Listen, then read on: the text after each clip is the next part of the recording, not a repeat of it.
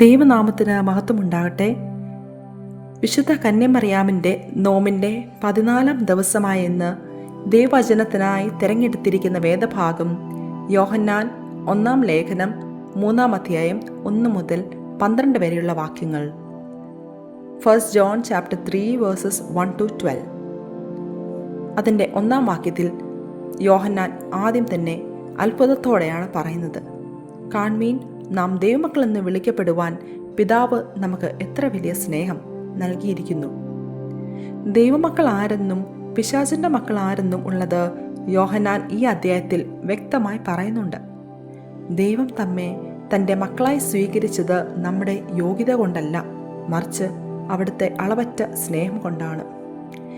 ദൈവമക്കളുടെ ലക്ഷണങ്ങളാണ് 1 മുതൽ 9 വരെയുള്ള വാക്യങ്ങളിൽ രേഖപ്പെടുത്തിയിരിക്കുന്നത്.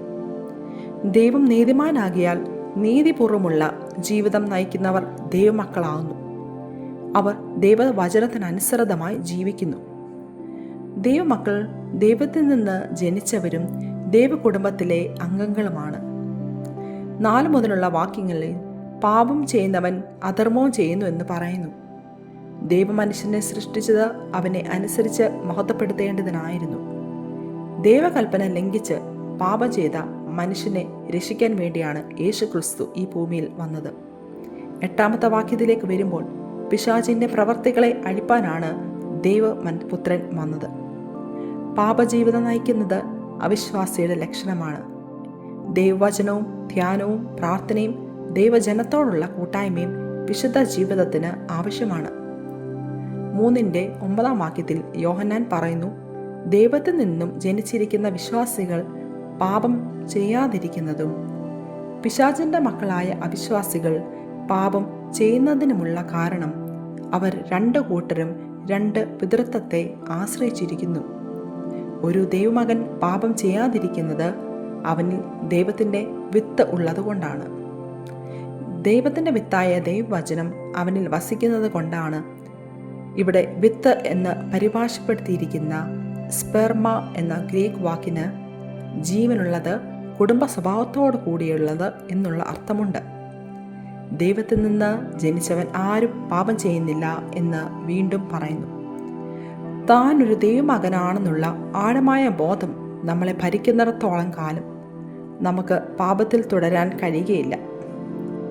10 മുതൽ 12 വരെയുള്ള വചനങ്ങളിൽ ദൈവമക്കൾ അന്യോന്യം സ്നേഹിക്കണം എന്നുള്ളതാണ്. ദൈവമക്കൾ നീതി പ്രവർത്തിക്കുന്നവരും സഹോദര സ്നേഹമുള്ളവരും ആയിരിക്കണം. കാണപ്പെടുന്ന സഹോദരനെ സ്നേഹിക്കാതിരിക്കുന്നത് പിശാചിൻ്റെ മക്കളുടെ ലക്ഷണമാണ്, അനീതിയാണ്. 12-ാം വാക്യത്തിൽ യോഹന്നാൻ കായീൻ്റെയും ഹാബേലിൻ്റെയും ജീവിതം ഉദാഹരണമായി പറയുന്നു. ഒരേ കുടുംബത്തിൽ വളർന്നവരായിരുന്നെങ്കിലും അവരുടെ ഹൃദയനില വ്യത്യസ്തമായിരുന്നു. അസൂയം, വിദ്വേഷ്യം കായിനെ സഹോദര ഹത്യയിലേക്ക് നയിക്കുന്നതായി നാം കാണുന്നു. സഹോദരനെ പകയ്ക്കുന്ന സ്വഭാവം സാത്താന്യ സ്വഭാവമാണ്. പാപത്തോടുള്ള സമീപനത്തിലാണ് ദൈവമക്കളെയും പിശാചിൻ്റെ മക്കളെയും തിരിച്ചറിയാൻ സാധിക്കുന്നത്. പാപത്തെ വെറുക്കുകയും അതിൽ നിന്ന് ഒഴിഞ്ഞു മാറി വിശുദ്ധ ജീവിതം നയിക്കുകയും ചെയ്യുന്നു. നാം ദൈവകരങ്ങളിൽ സ്വയം ഏൽപ്പിച്ചു കൊടുക്കുമെങ്കിൽ അവൻ നമ്മെ തൻ്റെ സ്വരൂപത്തോട് അനുരൂപമാക്കി രൂപാന്തരപ്പെടുത്തും. എന്നാൽ നാം പിശാചിൻ്റെ ഇഷ്ടം ചെയ്യാനാണ് നാം ഏൽപ്പിച്ചു കൊടുക്കുന്നതെങ്കിൽ പിശാച് തൻ്റെ സ്വഭാവം നമ്മളിലേക്ക് പകരും. ദൈവത്തിൻ്റെ മക്കളെന്ന തിരിച്ചറിയൽ വാക്കുകളിൽ മാത്രമല്ല, പ്രവൃത്തിയിലും പ്രകടമാകണം.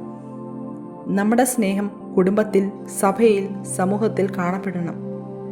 ക്ഷമിക്കുന്ന മനസ്സ്, സഹായിക്കുന്ന കൈകൾ, പ്രാർത്ഥിക്കുന്ന വിശുദ്ധമായ ജീവിതം നമ്മളിൽ ഉണ്ടാവുകയും ആ സ്വഭാവം, സ്നേഹം മറ്റുള്ളവരിലേക്ക് പകരം ചെയ്യുവാനും യേശുക്രിസ്തുവിൻ്റെ ജീവിതം നമ്മുടെ ജീവിതത്തിലൂടെ പ്രതിഫലിപ്പിക്കുവാനും നമുക്ക് ഓരോരുത്തർക്കും ദൈവം ഇടയാക്കട്ടെ. നമുക്ക് പ്രാർത്ഥിക്കാം. സ്നേഹനിധിയായ ദൈവമേ, ഞങ്ങളെ നിന്റെ മക്കളാക്കി സ്വീകരിച്ച അങ്ങയുടെ സ്നേഹത്തിന് നന്ദി. അങ്ങയുടെ വിളിക്ക് യോഗ്യമായി ക്രിസ്തുവിനെ പോലെ ജീവിക്കുവാനും ഞങ്ങൾക്ക് കൃപ നൽകണമേ. യേശുക്രിസ്തുവിൻ്റെ നാമത്തിൽ തന്നെ, ആമേൻ.